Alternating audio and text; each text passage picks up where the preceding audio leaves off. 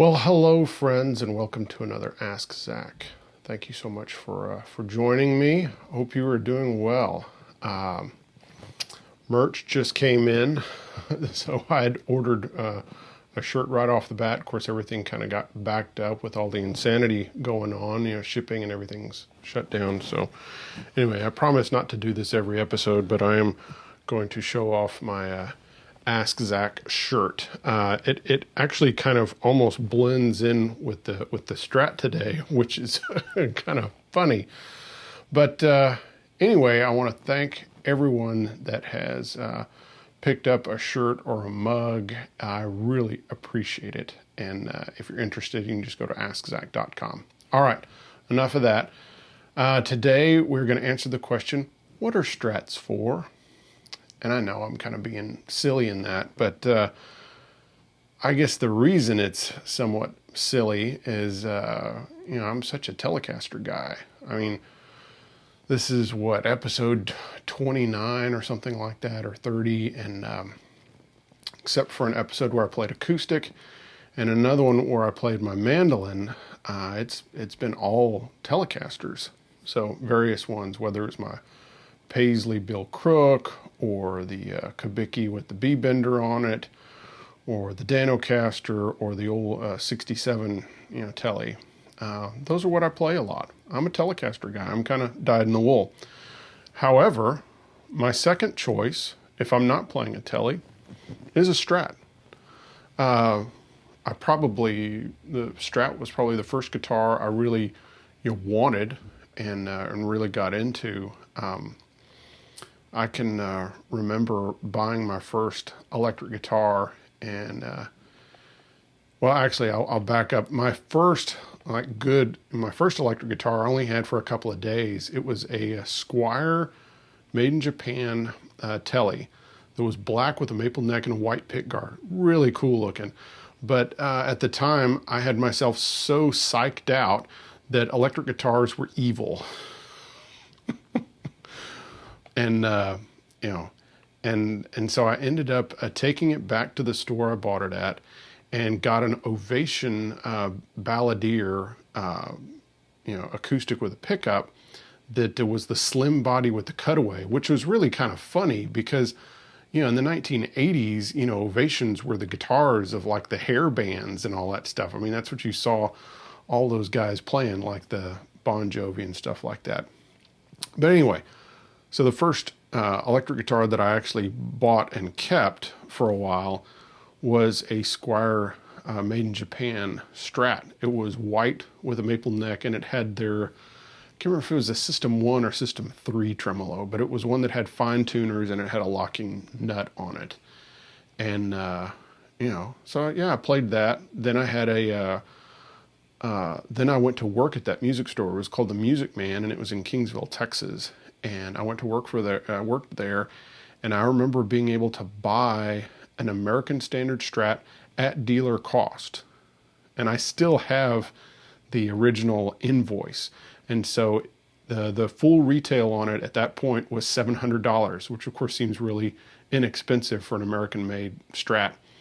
It was $700, and so dealer price was around $350 or something like that. So I paid $350 for my first American-made Strat, and I was really way into Strats for a long time, and it wasn't until I got into country music and James Burton and Albert Lee and stuff like that. But originally I was all way deep into Clapton and Stevie Ray Vaughan, and this is when Stevie Ray Vaughan was still alive. And of course, growing up in South Texas, how could you not love the Vaughan brothers? I mean, they were kind of like they were the national guitar heroes to a degree.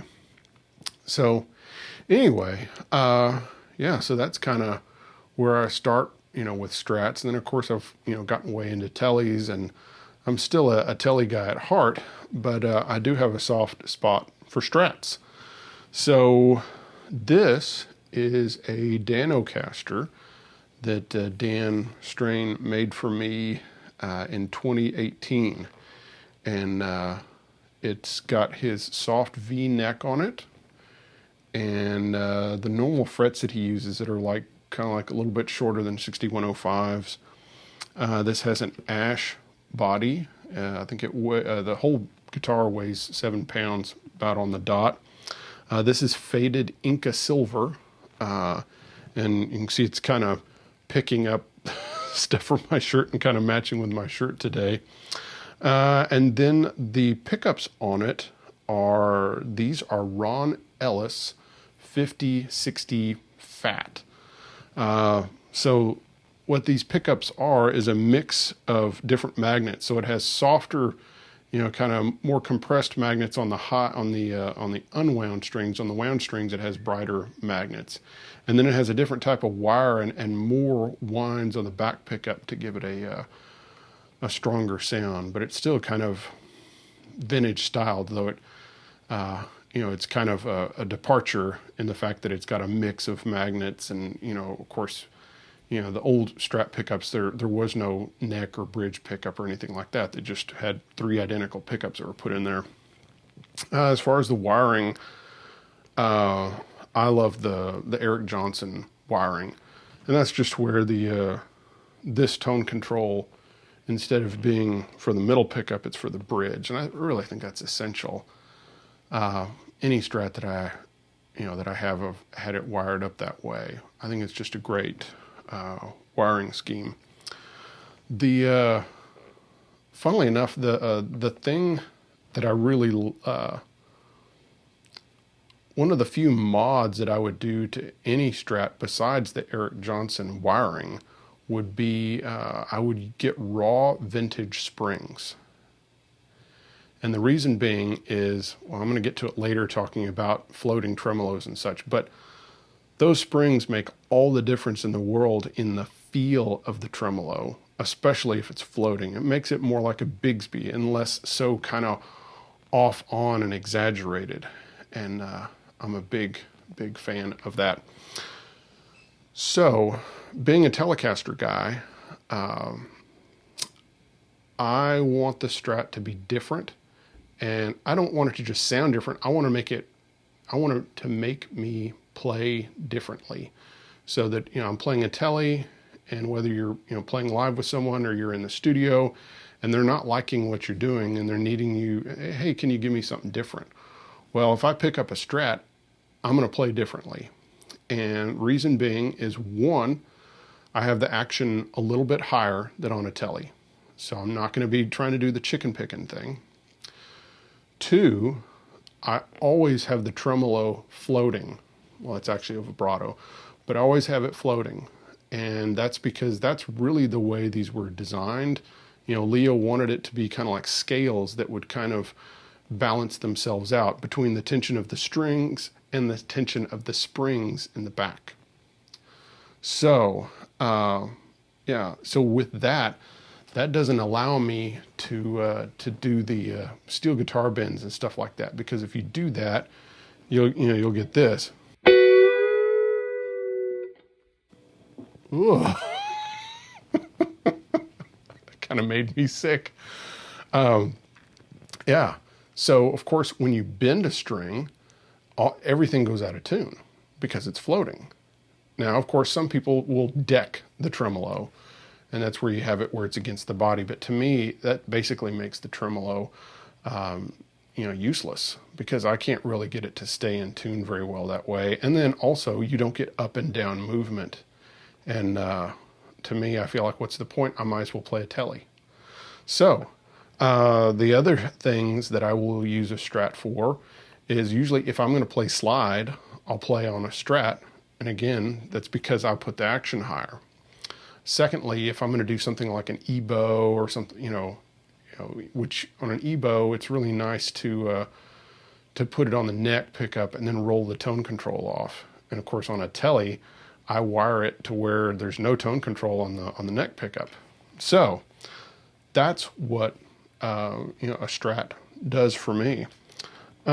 Here are some of the the sounds. Now at the beginning, I was playing the neck pickup, and I was going through my. The only effect I was using was a Boss DM3, and that's the kind of the reverby kind of setting that I talk about in my pedalboard episode. So if you want to go back and look at that, do that. but yeah, you get this kind of thing.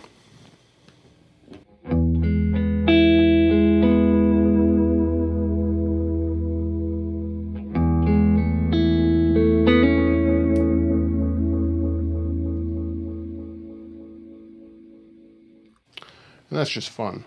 You know, again, that delay helps me to play less notes, and then of course having the old whammy bar is just really nice to add, you know, expression and such.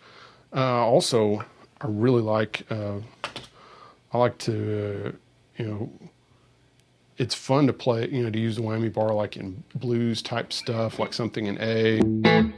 They go.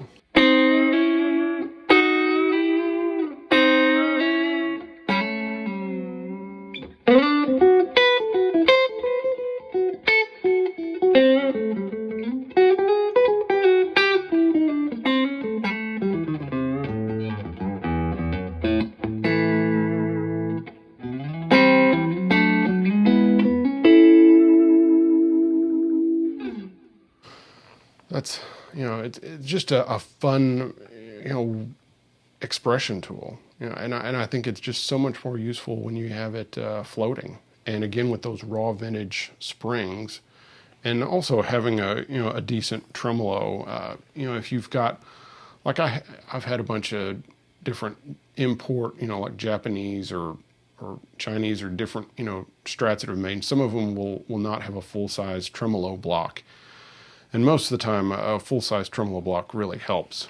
The other thing is, I don't think you need to have really fancy saddles. I mean, because the old ones are just bent steel. And I mean, I think these are just Goto, you know, bent steel, you know, saddles, and they sound great.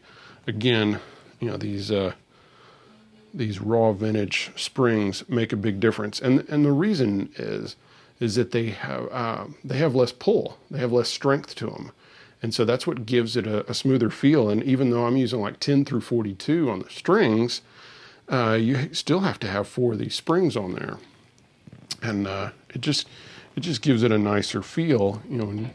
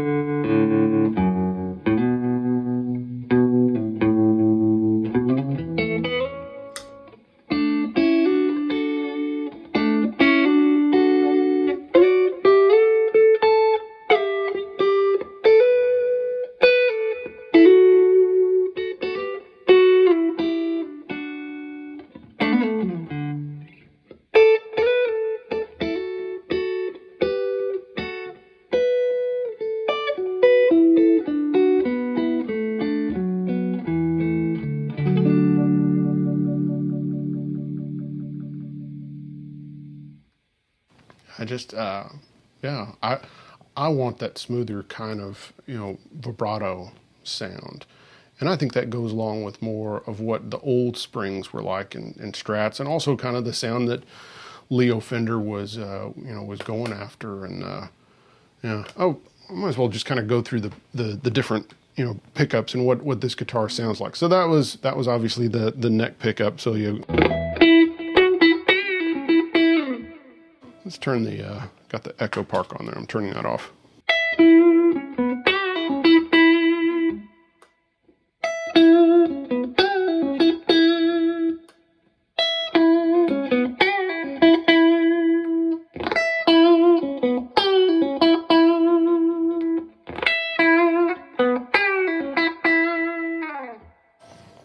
And I like the you know, the back pickup on this thing, and of course I roll the tone down a little bit to 8 instead. And so you can still kind of chicken pick on it, but because it's floating, you have to be really careful about what you do, and you have to kind of bend and release real quick. So you can go,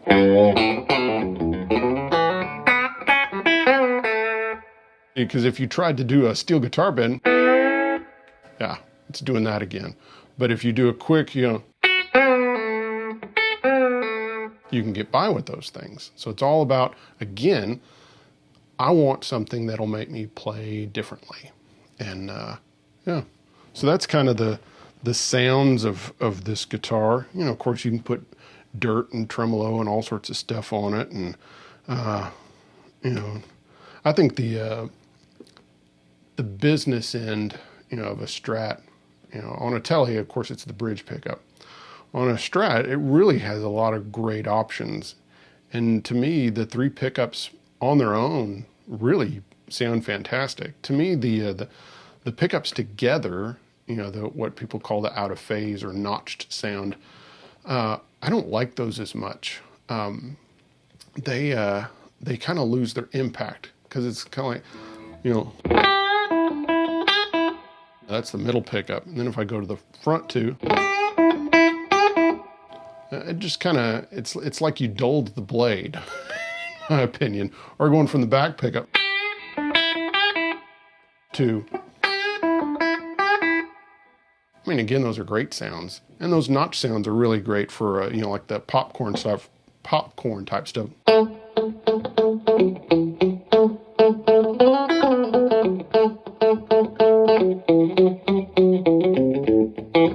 You know, that kind of thing, which, you know, they're great at. So what are Strats for? Well, for me, a Strat is to make me play different. It's to help me in bringing something different to the table when the Telecaster is not working, and when the client, boss, friend, or whoever you're playing with is not liking what you're doing. So the one thing I will say, if I was out on tour and if I had a Tele and a Strat, and that was it, that was all I could carry with me, I would probably deck the tremolo.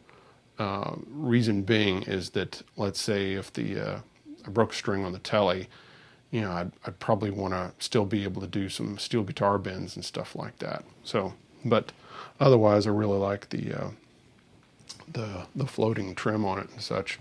So those are kind of the sounds. Again, I, you know, love this guitar. Great instrument made by Dan, and then you know, love these Ron Ellis pickups. Again, these are the 50-60 fat model. Just for giggles, of course, I'm using my pedal board that I used in the last video that I describe in depth. If you want to find out more about that, using 10, 13, 16, 24, 32, 42 Ernie Ball strings, just nickel plated steel. Still messing with a lot of different strings right now.